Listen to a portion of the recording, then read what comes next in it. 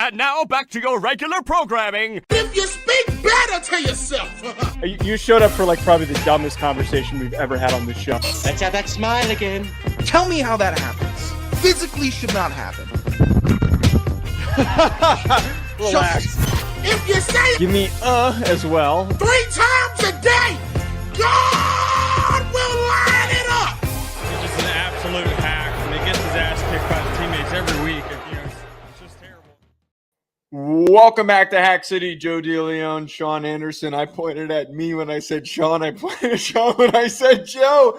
It's one of those Thursdays. We're talking about the Tush Push news that came yesterday, debating if we agree with this decision for it to come back or not. Bills were announced on Hard Knocks. We're going to cover just excitement for it and then a little bit of history on the success of teams that have appeared on Hard Knocks. It's been considered to be a bit of a curse.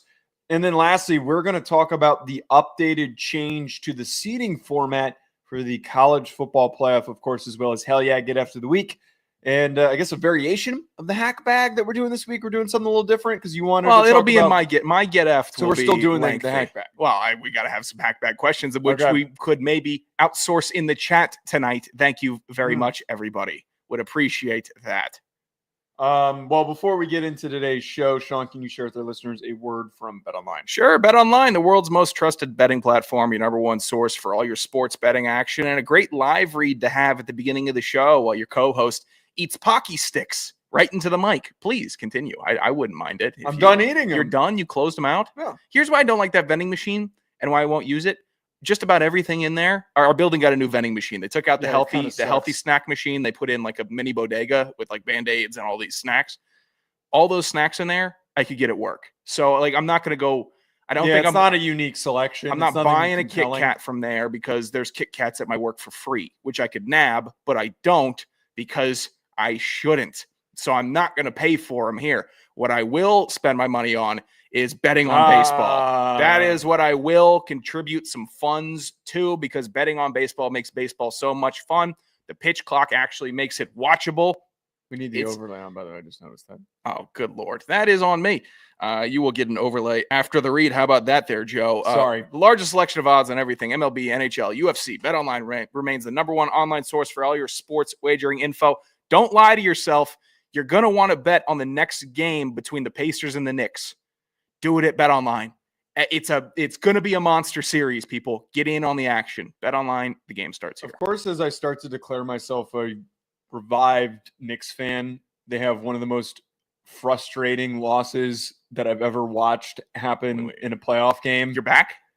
Well, I was back after I watched them beat the Celtics in person. I was fully bought in, and then I see them beat the Celtics and move on from that series. And then I'm thinking, feeling all good about myself watching the game last night, only for them to blow that lead to freaking Halliburton, who prematurely celebrated, and they still couldn't beat the Pacers. It was cold, ice cold. No, it's not. You can't prematurely celebrate and it be ice cold. I might be Team Pacers. Halliburton is like player of the playoffs. He's exceptional. You're not allowed to come back, by the way. You're not allowed to be a Knicks fan. Don't tell me what to do. You said I'm done forever. You said I'm done forever. I'm a Clippers fan now. You said I'm done. You're a Wizards fan. I don't want to hear it. I'm in poverty. Your team sucks. They do. You're not allowed back on this bandwagon. You can't tell me what to do. This bandwagon, it's not your bandwagon. It's my bandwagon. I can get back on if I want to. I live in New York now. I don't have a reason to root for the Clippers. I don't live in LA anymore. So if you ended up moving to Boston, would you become a Celtics fan? No, because I was but James Dolan. I'm done with him. Screw you. I bet you smiled when he passed that ball a kid. You saw that video where he pulled up an SUV? No, I still don't like Dolan. I think he's been less vocal. He's been less out there. So it's been a little bit more tolerable lately. And I think that's a big reason why they've been more successful. He kicked Charles Oakley out of a game, Joe. I think he's still a piece of shit. I don't like Dolan. I'm not saying I like him. You're not allowed to go back. You denounced them. You can't tell me what to do. You can't tell me what to do. That's true. I can't. But I can completely. What are you going to do about it? I will disrespect every basketball opinion that you would have. This isn't a basketball. What if I had a good basketball take? What have I ever had a good basketball take? Well, I'd almost rather you try to do that.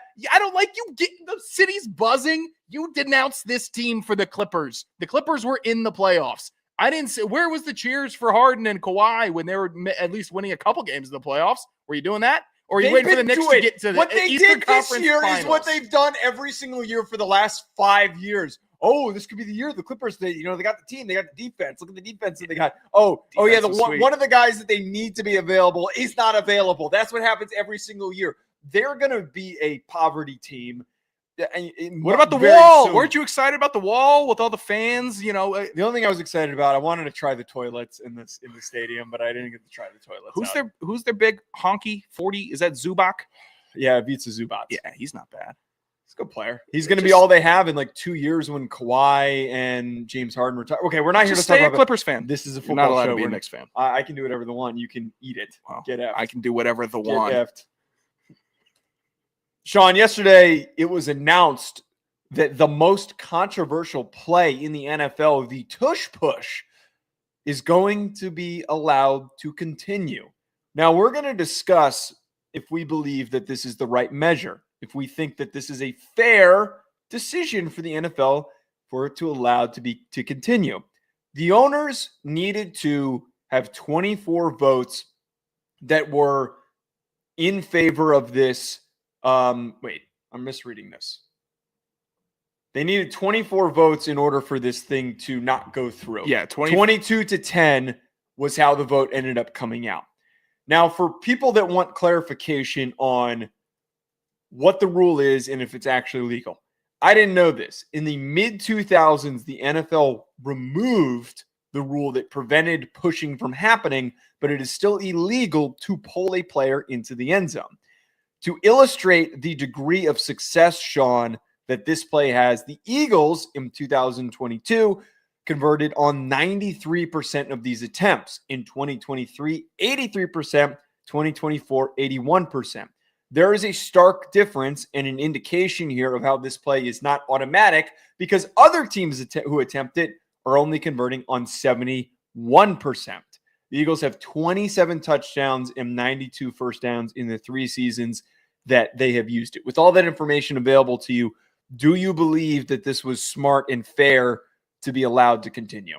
I think it's fair. I like the Tush Push. I like that it's big manly football. I like that it's impossible. It's a great storyline.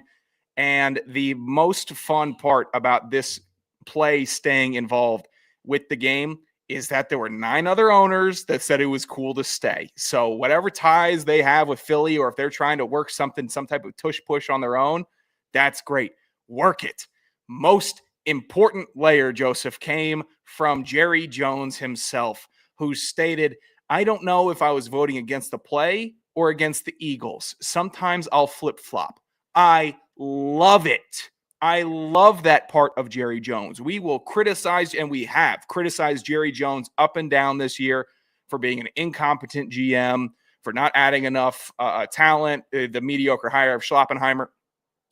This subterfuge and sabotage, and I'm voting against it because they're the Eagles, because I'm the owner of the Cowboys.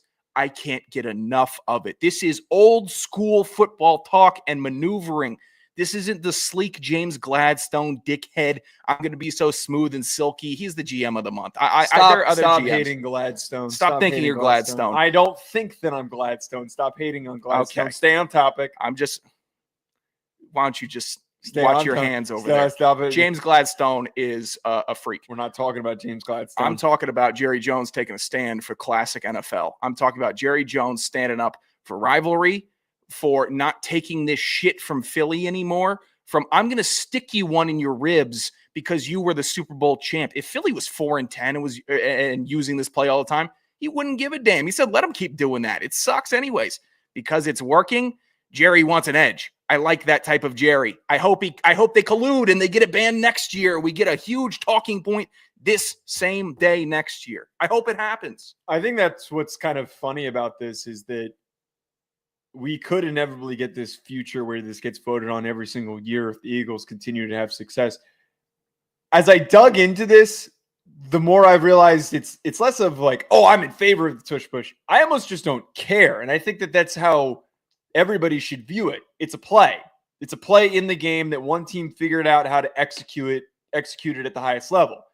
A lot of the detractions against it are either it causes injuries, which it doesn't. The NFL apparently dug into this. There is not evidence to support that it does cause injuries, especially because it happens on such a small number of times in a season. It's 3-4 times in a game. We think that it happens more. We think it's more in front of our faces just because we notice it so much. And the other counter argument, which is really stupid and lame, is it's not a football play. It's just, you're just pushing and shoving. It's a sport based on physicality and brute strength. We should be supporting someone deciding to go back to the roots of the sport and say, we're going to jam somebody up someone's ass for a first down or a touchdown. We don't care.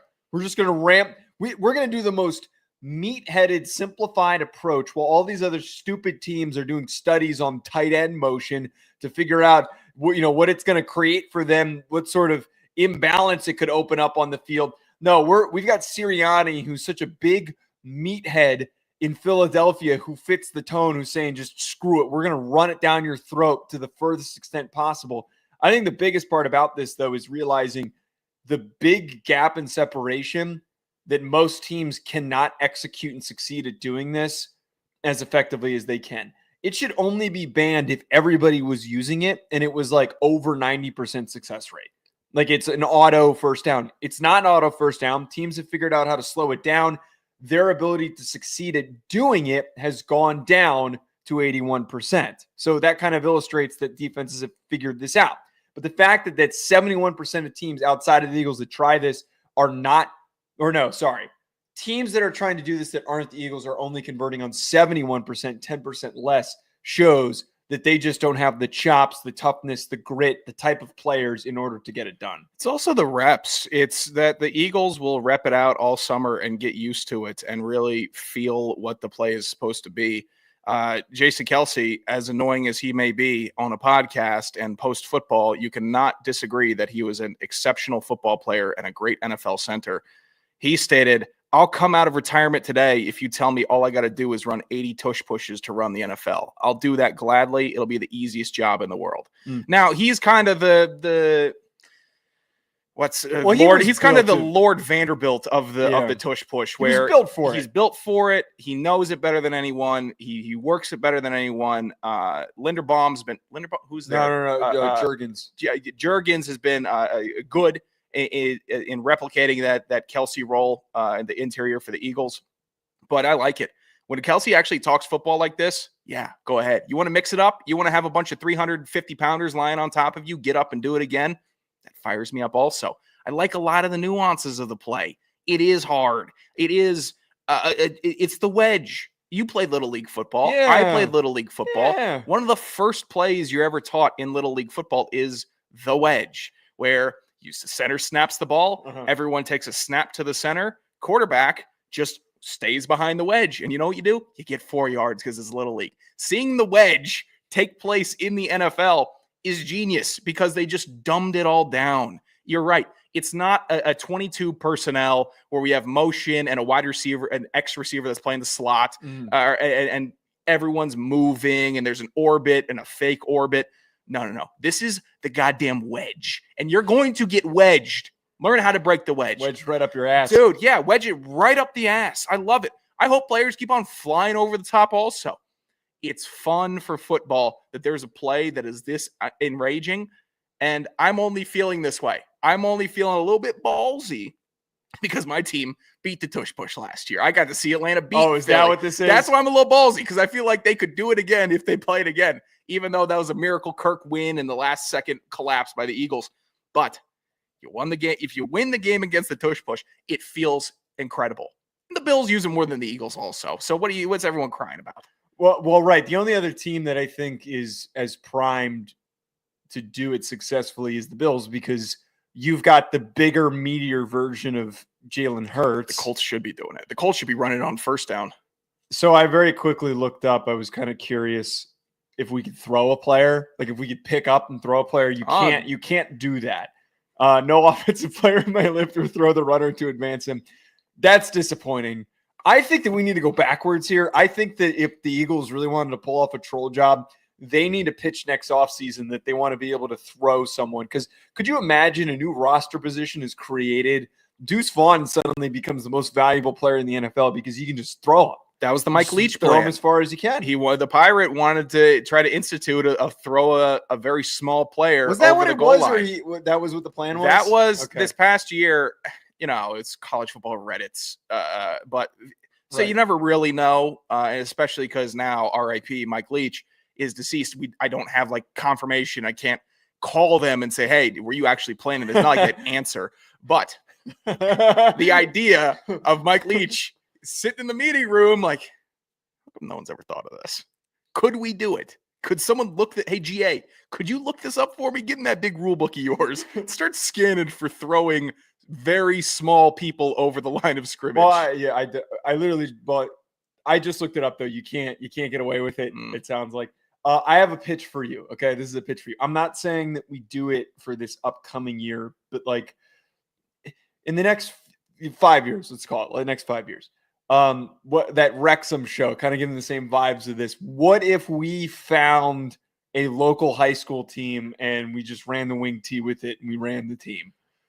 I think we could pitch some school that we could run the wing tee to absolute efficiency. Like co-head coaches, one of us coaches the offense, one of us coaches the defense. I think we could totally pitch somebody into doing it. Do you full know camera crew, everything? We get exposure for the school. We'll promise funding that we don't have. Here's the thing. It's going to take 3 years for a freshman class to become juniors and really know how to run the wing tee. I actually, my old high school, Mount Vernon High School in Alexandria, Virginia. I went back to watch a game with my dad because he was helping on the defensive staff. Really? Yeah, he was just helping out. One of my neighbors was coaching on the team, so he thought, I'll lend a hand with Like the a high D-line. school team? Yeah, high school team. Okay. And I show up and I'm sitting down. He's got his notebook. I'm like, all right, well, watch the game with me. Tell me what you think. Give me some notes. I'm like, okay, I can do that with you. This is a fun moment. I come out. I sit down, kickoff. Majors get the ball. They're running the wing tee. They're running it. What did you run in high Just school? standard BS offense inside zone. I love that how that's and the throw it descriptor. deep. Yeah. That was what we were running too. We were running just random BS offense. It was nothing that was like, exactly created. I honestly couldn't describe what we did. We ran like a really shitty West Coast offense with a quarterback who couldn't. Yeah, we had to throw the ball. It was quarterback is the fastest. Quarterback, you get one read and then take off, and that's what it was. Or we had 4 D1 players on my team. We had 2 wins. It was really, really with a competent coach or some coaches, we could have won games. Been running the wing tee. I tell you what, Cam Ward ran the wing tee. Who's above running the wing tee? This team could have ran the hell out of the wing tee. We played a kid on Villanova for 3 years that went to my high school. Same class. He would have been electric in the wing tee. I love the wing tee, but they lost, and because they're small bodies, you need the actual commitment from the O-line to run the wing tee. I think that we get all the offensive linemen just cut blocking. I don't know if that's going to work or not. It's not allowed. You can't cut block. You can't high low. No, I know you can't high low, but you can't. Is cut blocking not allowed anymore? Not digging the cut. You can't. I don't think you can cut block between the guards. I used to cut block every play. Well, I think that was all I could do. You can almost get away with it if you fake a fall down. Where sometimes if I was on the turf for whatever reason, I just start rolling. Like I fell and I'm looking for ankles. I'm looking for knees to cut. You shouldn't be cut blocking. You're actually big enough to block. You shouldn't be cut blocking. This is when I actually fell down. I'd get up and I kind of stumble and try to cut block somebody and try to get them down. Okay. I mean, the cut block's super like if you're a tackle and you got somebody that's about to bull you straight to hell, just cut his ass right down the line of scrimmage. It's a good feeling. See before we move on, how did the Hoboken High School football team do in this past year? Do they have? Why don't you pitch this to Paramus and Bergen? See how they Bosco. See how they do with it. Yeah. Don Bosco's. Oh, they went 3-6 this year. I don't know, man. They might need us. We can walk to the field every single day. They're not playing a very hard schedule. They're only playing Shabazz. They actually played Verona pretty close, which is a good program. I don't know, man. I'd almost rather run. Hold on. I got to see the team first. I got to see the team if I want them to run that or the wishbone or the triple option. Wait a minute. This score can't be correct. Their last game of the year, they won 6-2 over North Bergen. They won 6-2. So it had to have been North Bergen gets the extra safety point and a safety. Bergen gets the safety. and then they try to go for 2 to keep it to what would that be? 6-point game. And then they don't get the 2-point conversion. Is there a box score for this? God, that's ugly. I love Try to find some film on that game. This is a team that I can coach. They won 6-2. That's going to be every single score. Who you got, Lieb? You're trying to coach low-level scores here? Yeah.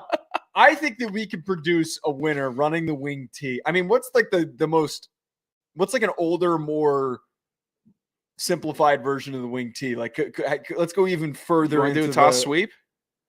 Yeah, we could just run. You want to run toss sweep to hell? We could run toss sweep to hell. What was the Vince Lombardi play? Toss sweep. It was toss sweep. Yeah.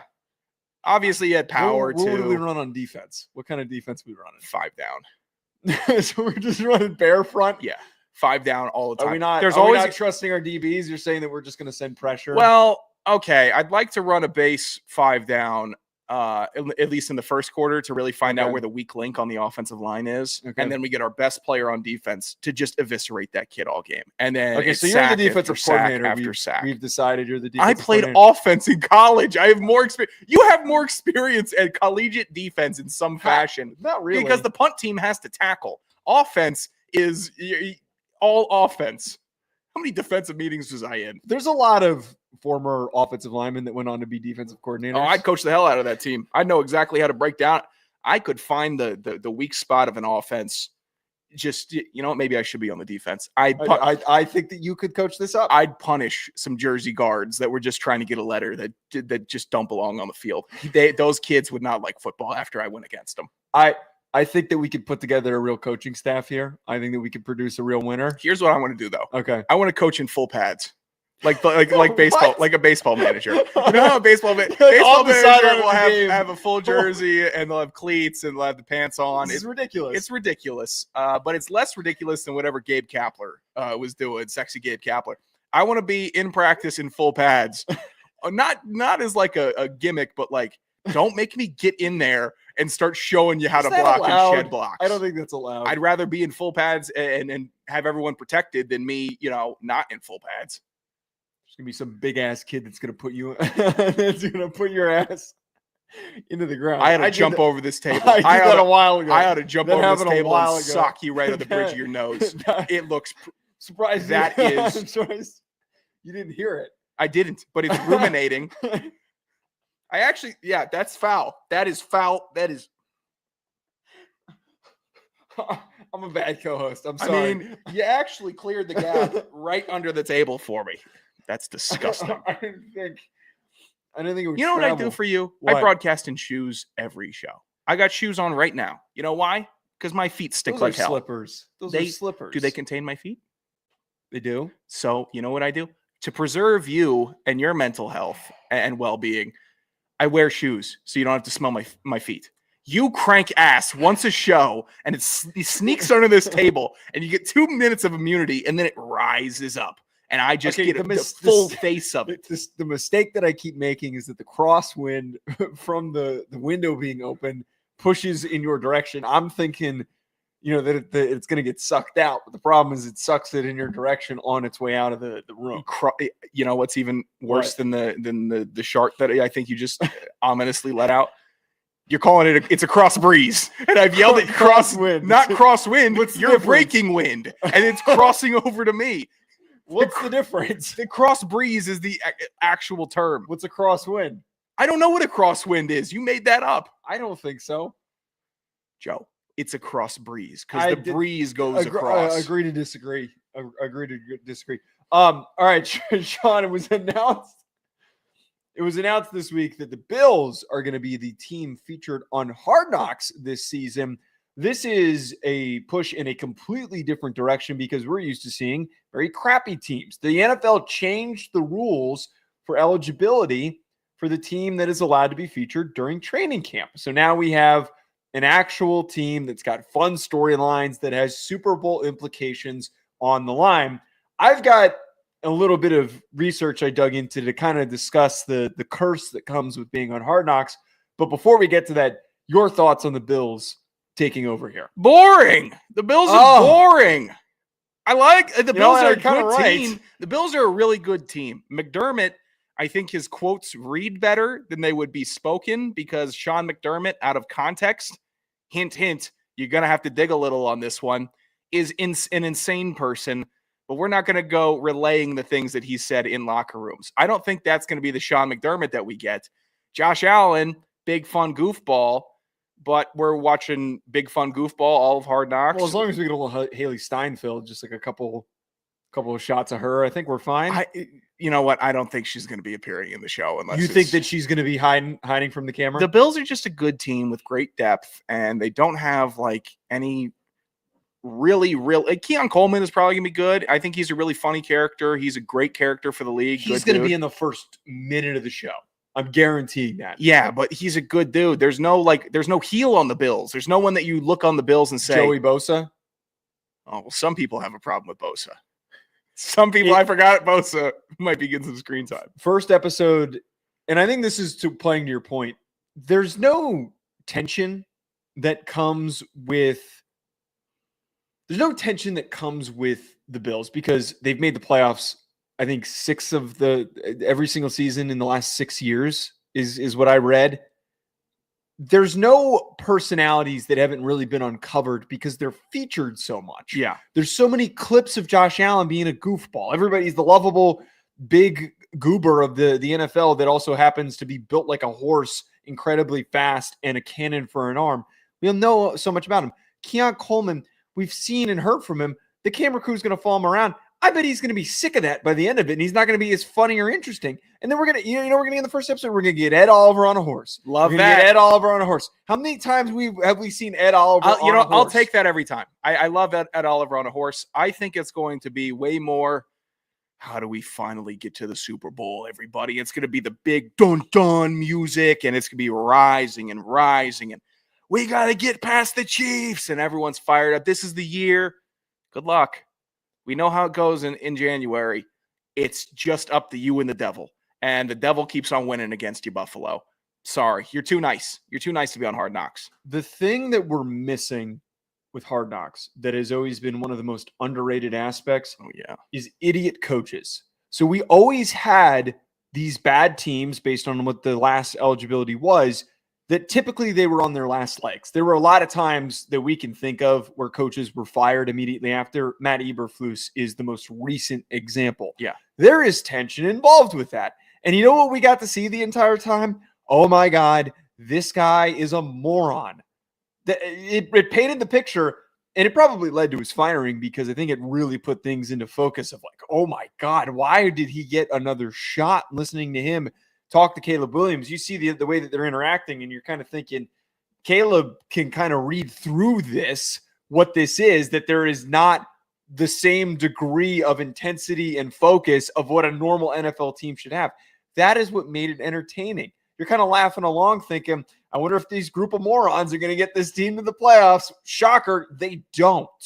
Instead, we have McDermott, who could say something wrong, but he's probably going to be censoring himself 100%, and they don't usually show those things in the show. I think a good example of depicting this is when Gruden and the Raiders were featured. Mayock and Gruden were TV guys. They're also really smart. That was one of the most boring seasons that I can remember, despite it being the most chaotic circumstance with Antonio Brown. We didn't get to see any of it. Crazy year. That's an example, though, of like when we have smart coaches that know how to censor everything, it's not interesting. It's not. I'd take the Browns Hard Knocks with that quarterback room. David Flacco-Berry. How about a clown show? Colts would have been fun. That would be stellar. I'd take a Chargers just for Harbaugh. Cardinals with Jonathan Gannon with that.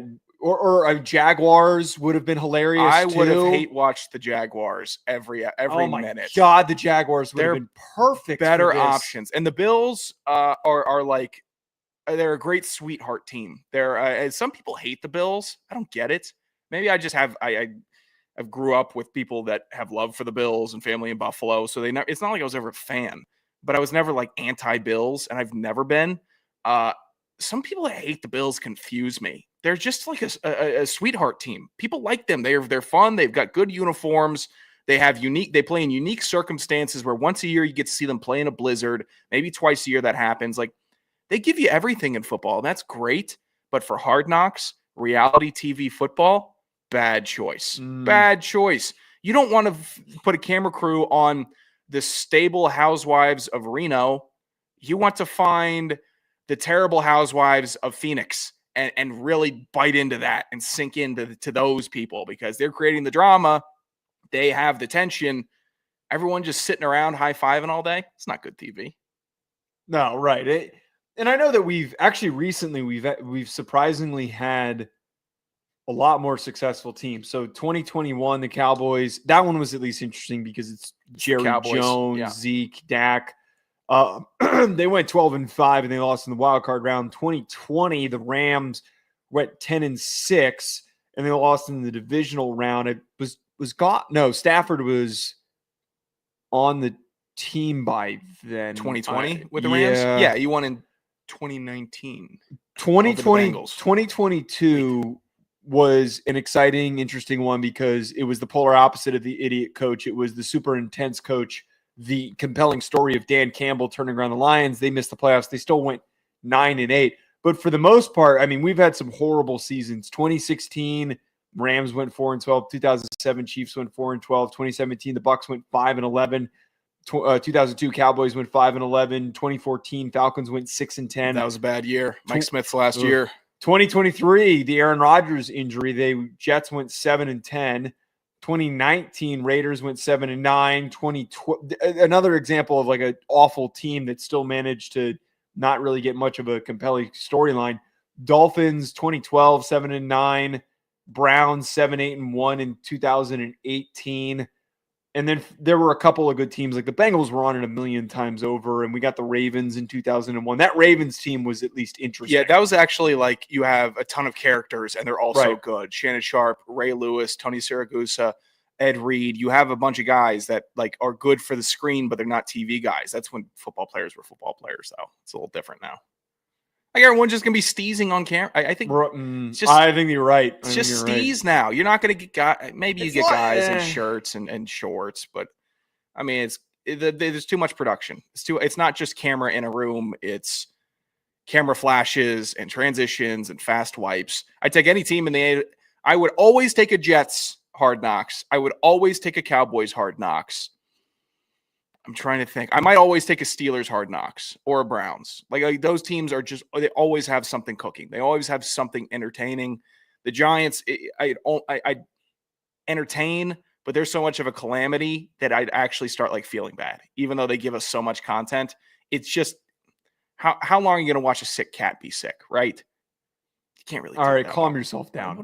Calm yourself down. You pointed out my team. They had a shit year for 2014. Falcons aren't interesting. I don't know. Nobody wants to watch the Falcons. No, Bijan's too likable. Penix is super likable. Pitts is boring. London is like a. There's no one controversial. Yeah, there's no one. Defense sucks. Cowboys this year would have been a nut show. Pickens, CD. Oh my God. Yeah. Schottenheimer would have tried to be so hardo, dude. He would have tried to be like. He would have been so hardo, and then tried to be like, hey. I try to connect with the players. Oh, none of you guys can hoop. None of you like the O'Connell stuff. Right. Ew. Oh my God. He would have been the king of that. We would have been so blessed if they had allowed for the Cowboys to do it. This was the year to do it. Not 2020. Not during that crap where we watched Jerry Jones dump salt on a hamburger. Schoppenheimer and this cast of goofballs with George Pickens featured every single episode.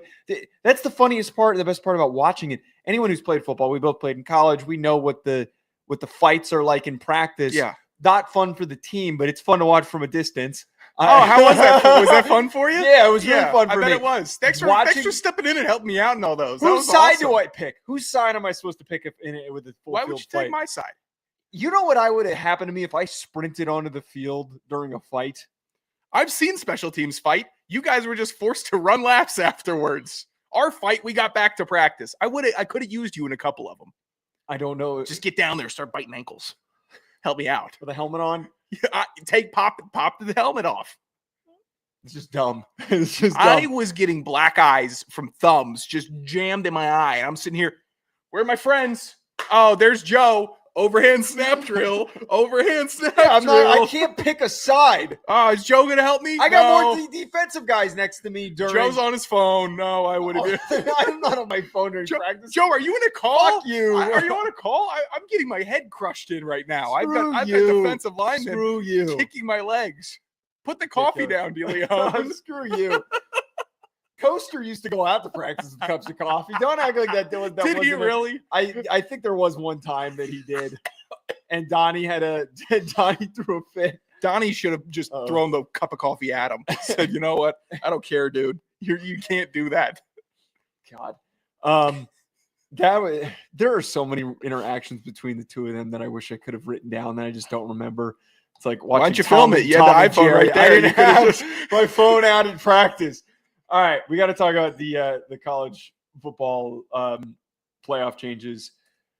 It broke today, Sean, that the college football playoff is fixing itself for the better. And what is changing, we're not talking about them expanding from 12 to 16 teams. We're instead talking about an adjustment to seeding. The college football playoff will adopt a straight seeding model for its 12-team bracket starting in 2025.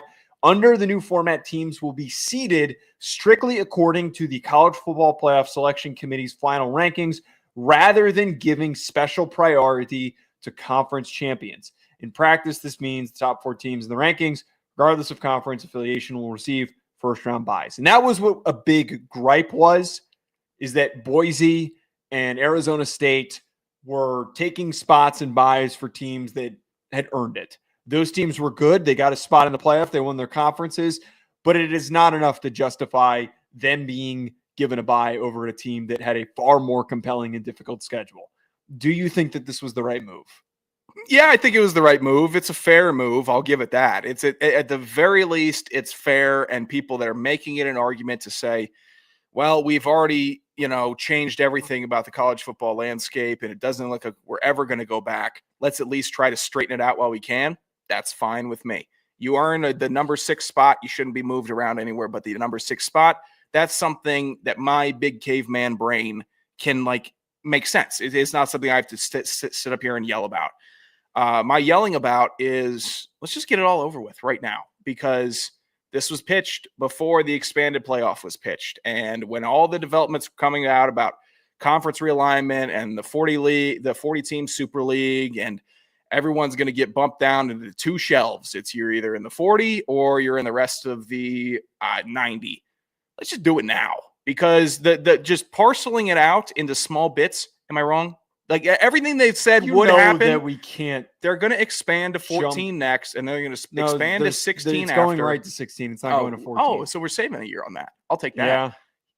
Just do it when we go to 16. Just one clean. We're not at that point. And but what are we waiting for? This is a good move, but right now, if it's just going to be like an analogy that came up in my head, but I can't use it. It would have been. God, I really want to use this analogy. I'm debating if I should. No, I'm not gonna. I'll tell you after the show. Okay, gotcha. I would just prefer that the year in, year out minor changes that we all knew was going to happen in 2022 that kept on getting pitched. Let's just do it, because it's not going to keep on being. I'm not going to have my world shaken by stuff that I already knew was going to happen. This is fine. This is at least a move that I'm not insulted by, so I appreciate it. Okay, here you fired off a tweet in the middle of the show. I try to get people in live. If you did that, we'd get more viewers live also. Is one tweet over an hour show? That's not going to cut it. I tried to tweet No. I'm not giving you shit for firing off the tweet. I just don't know how you managed to type that. I didn't even notice you did it. Sometimes you talk. Sometimes you give me 2 or 3 minutes. Okay. I don't talk that long. Making that jump to what you're asking for, I know you're almost saying it sarcastically. We're not going to get there that quickly. This is a multi-step process, nor do I think many people believe that is the best future for the sport. That's not going to, if that ever happens, it's not going to happen for 20 years. I don't think people realize the amount of things that need to happen between then and now. We're trying to get through this house case settlement. And the next step after the house case settlement is creating what they're calling the college sports commission and then hiring a CEO. I'm sure you've heard me yelling about it with Blake Saban and their his gas completely, buddy. That's different. Completely a different thing. Because the CEO of this, that is the presidential commission to problem solve. That was put on pause apparently today, which this paints the whole picture. Nobody knows what the hell they're doing. They're just saying that they're going to do things and they're taking a step back from doing those things. This is actually a part of the House case settlement of hiring somebody to be in charge of delivering penalties to schools that do not follow the new structure of the sport when it comes to recruiting, NIL, tampering, all of those things, the transfer portal, all of that shit. I keep thinking that the ice is somebody knocking. That one sounded like a knock. I'll give you one. That one sounded like a knock. Normally I know it's ice, but that one made my eyebrows go up. Yeah, that one scared me. Hello. I got worried. Of all times when we're not yelling at each other about shitting in the room, it's the most calm conversation that we're having. After that happens, we then have to survive what is going to probably be maybe multiple years of litigation against the College Sports Commission, despite the purpose of the College Sports Commission to get teams to sign into it to agree not to sue the College Sports Commission. All these states are going to put together laws that allow for the schools to sue. It is the loyalty pledges and all that. Yeah, it is a shit show of a mess. So what you're asking sign for, this paper so you can't sue us. Good luck. Like you've never been around college football with all these savages trying to get an edge against each other. Yeah. I'm sure it's all going to work. Here's what I'm saying. I don't think it's going to be 20 years, though. When's that big ESPN deal with SEC and the Big Ten? Is that 2031, I believe? I think no contract expert. I think that takes place then. It's either renewing, or expiring. That's when we see it. That's when we see the big shift. We're going to start pulling the top 5 from the ACC and the Big 12 and maybe Notre Dame. If you guys sign the pledge, I'd hope you would sign the pledge. This is, by the way, an added piece to this. Notre Dame can now get a bye. So that was what one of the biggest ramifications was oh, no, Notre Dame, you're not, the highest you can be ranked is 5. Now, theoretically, if they finish as good as they can, they would be in consideration for a bye. You know what? I actually respect it because you guys went out on a limb and booked 5 games against the ACC. That really is bye-inducing. I'm sure. Why don't you go? Notre Dame is playing Miami, Arkansas, and Texas A&M this year. Texas A&M is shit on a platter, and you know it. They're one of the better SEC teams. They trotted into that stadium last year and got away with one. If they didn't have nerves, it was the first year of Mike Elko. If they didn't have nerves because they were playing in loud-ass Texas A&M stadium, they would have smoked them, and they'll smoke them again this year. Well, they're playing them at home this year. Well, I'm a Notre Dame fan. I'm excited. You're not a Notre Dame fan. Let's go, dude. The game's sold out. We can't go. Do you want to go to the Boston College game? Is that at Boston College or Notre Dame? It's at cool. Boston College. And then we could do the Notre Dame handshake where we stick our hands through our zippers and shake our hands like that. Okay. You suck. Bad person. Every now and again, I get a quick one off on them. I'll take pride in that. All right, let's move on to Hell Yeah, Get After the Week. Sean, play the sounder. This is Hell Yeah. This is the Hack City Hell Yeah of the Week. Cue the lasers. All right, my Hell Yeah of the Week. I sent this to Sean the other day. Sean knew about it, which shows the wavelength that we're both operating on. Mm-hmm. I didn't know when this was happening, and Sean pleasantly reminded me, and I added it to my calendar. Fox is airing an Oscar Mayer Wienermobile race. If you don't know what the Oscar Mayer Wienermobile is, you're living under a rock. It's the coolest thing ever. It is the coolest car ever. It's a giant fucking hot dog that has wheels and it drives around. Don't really know what happens inside of it. That's a really good question. I think it's teams of 2 are going to be racing in these hot dogs. Are they making hot dogs in there? I hope so. They better be making hot dogs in there. What do you think max speed is on it? It's deemed by the way, 2 p.m. on Friday on Fox Sports. Yes, it's deemed the first quote meet spelled MEAT. Yeah, the meet off taking place 2 p.m. Eastern. I think that the Wienermobile could probably top out at about 80. Just because of the excess weight. Like even an old lemon on the speedometer, you're going to see it go up to 100. So I think it could touch 80 if we start going to 100. I wouldn't mind seeing the back of one of the wieners go up in flames. So but this is being we got a burn dog on the track. This is the funniest part about this is that it's being done at the Indy 500 track. Perfect. The best. Is it a straight shot? Is it a circle? Are they going in it? Please be going in a circle. I believe it's in a circle. Oh, if I know anything about okay. racing, it's a circle. All I can think about is, and this is the calamity that I'm hoping for, but this is also a little dark that I'm rooting for this.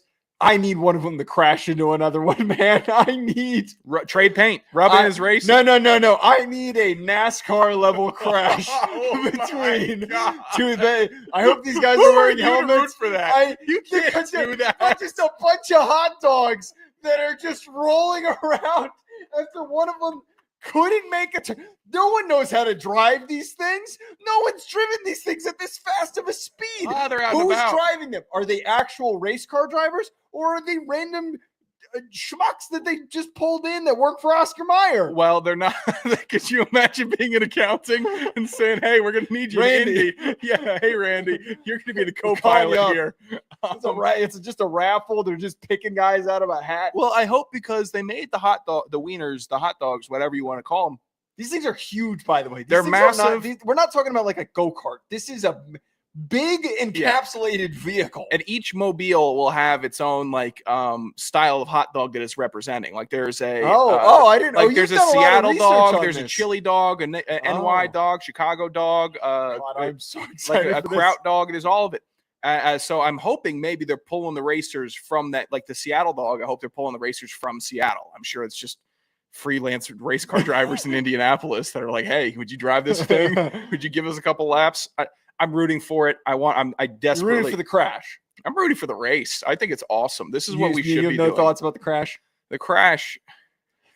Here's my thing with the crash. Man. If I see a crash, no one dies, this is or gets seriously hurt. Okay, so I'd like to think that there's a lot of cushioning in there. This isn't. I would think that they'd be even safer than crashing in a sports car or F1 car where it's just you and then the world around you. When those guys crash, it explodes pretty quickly. There's an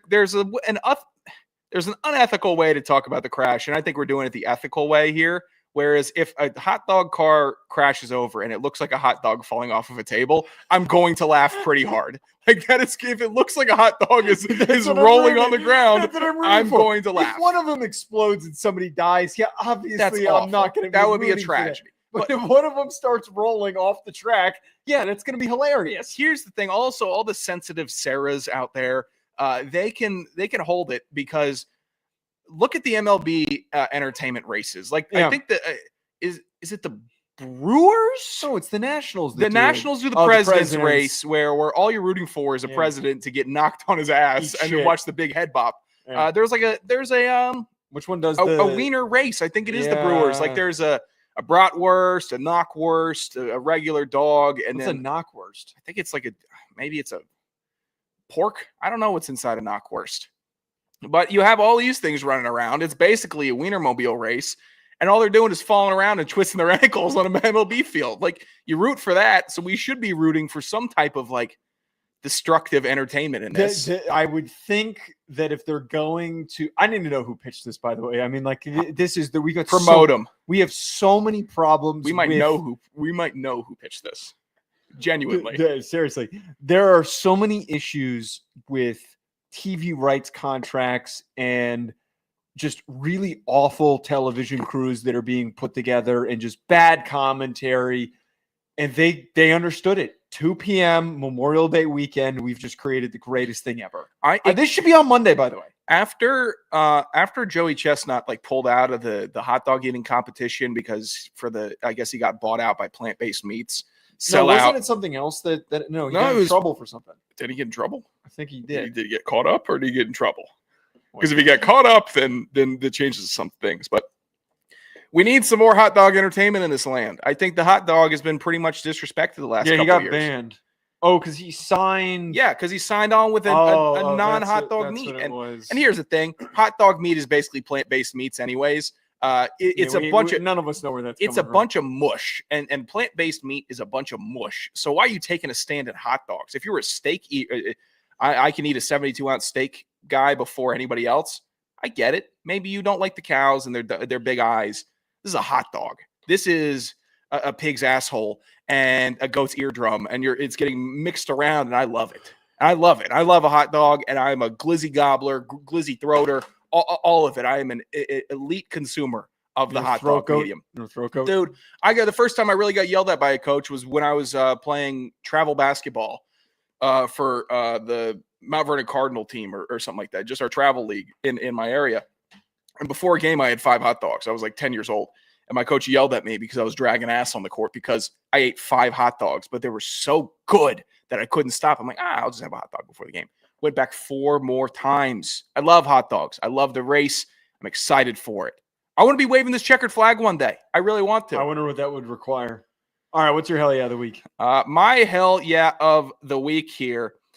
I've been talking a lot of trash to Joe and to other people in my life about my baseball skills, and I've been saying I could strike you out. I was hanging out with some really actually qualified baseball players this past weekend and saying I could still throw 80. I'd get you out in the box, like all that.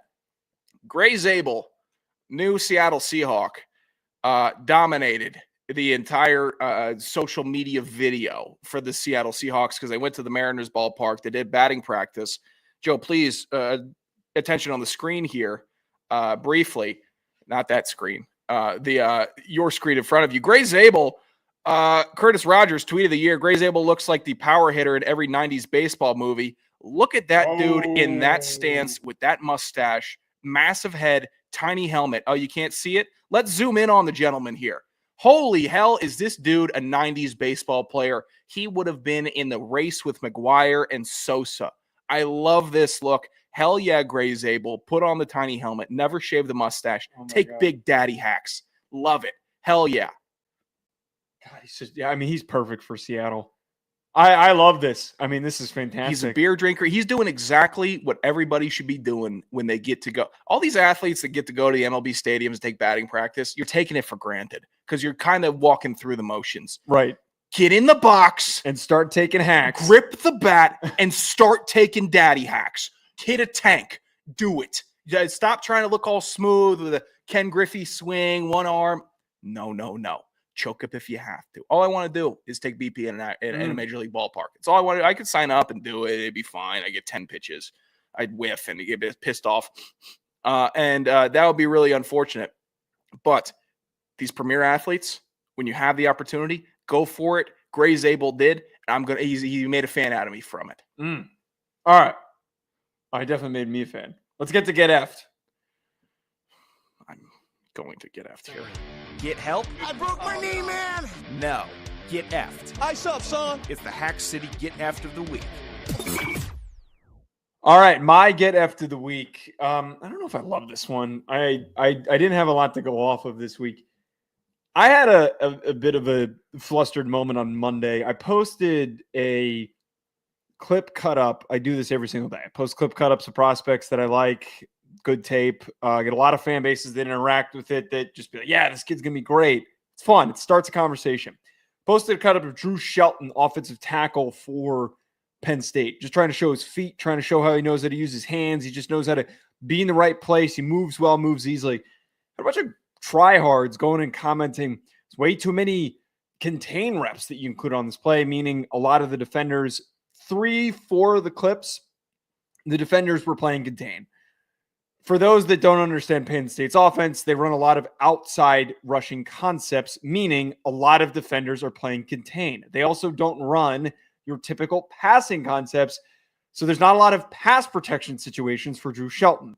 I'm calling this as my get effed, that at the initial point of posting this, I was really annoyed and I thought that I got caught. I got caught for not knowing what I was talking about, even though I do know what I'm talking about. I convinced myself for a good 2 hours I don't know what I'm talking about because I had 2-3 people chime in on this and say this. What's wrong with you?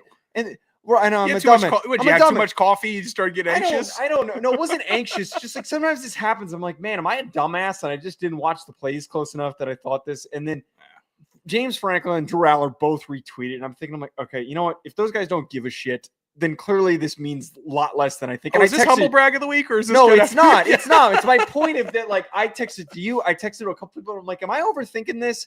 And you, a former college offensive lineman, you pointed out to me yeah, this doesn't matter.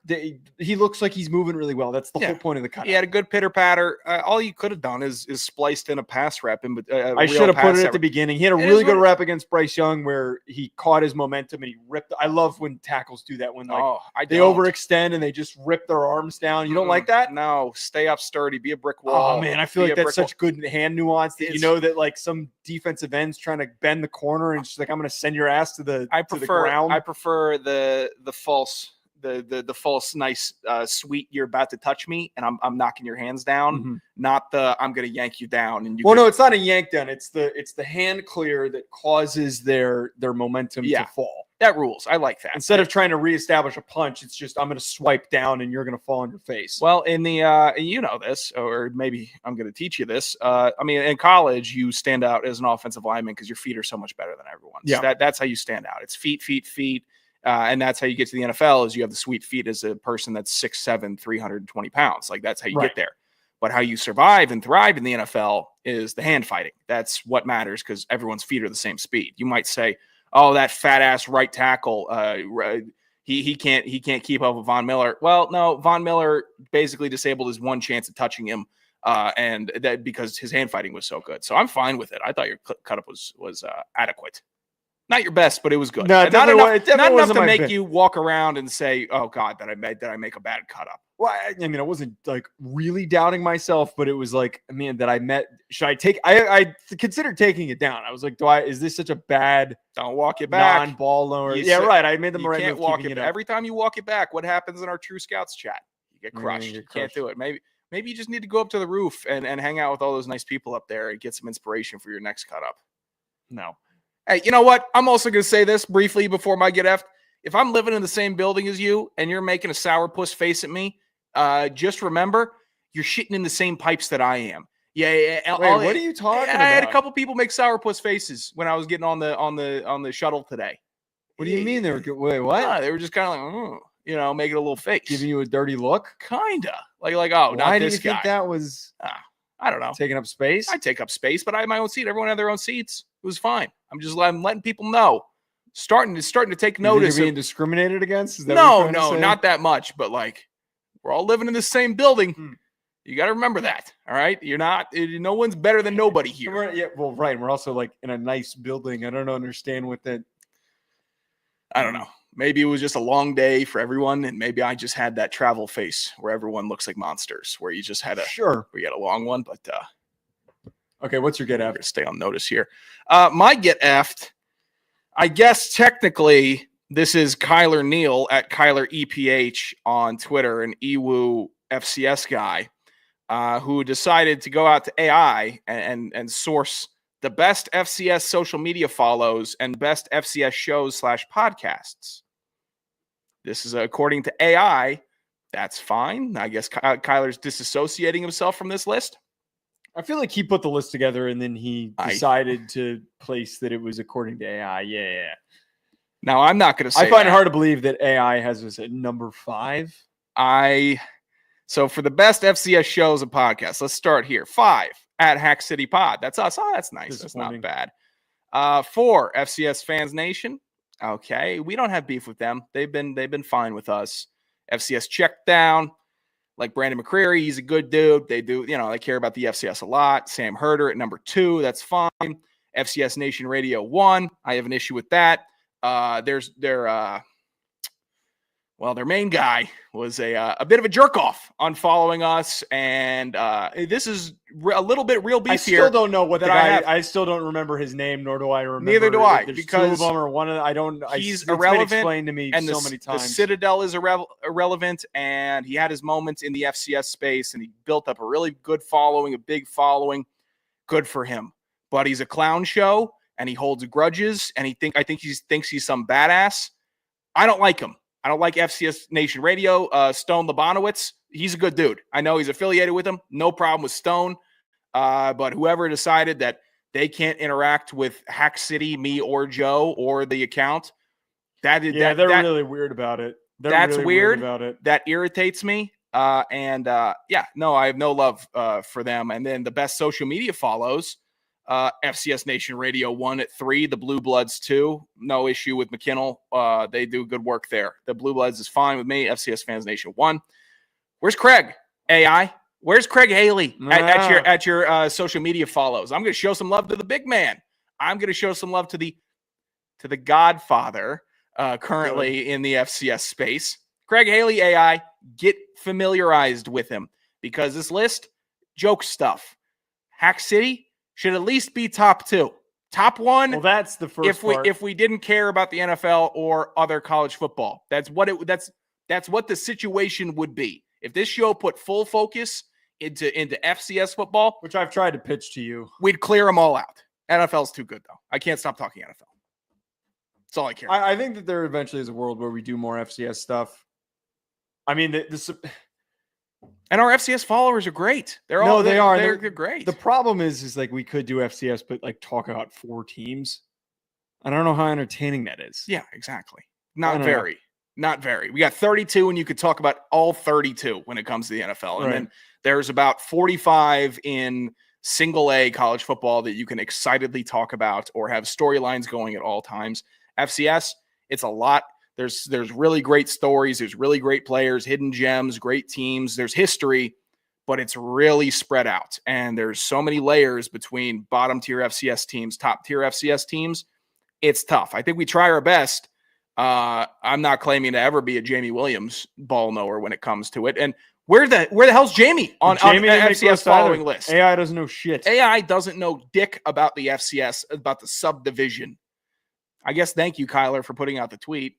And thank you to the new followers. That's nice. But did we get some new followers? Got like 8 new followers. Oh.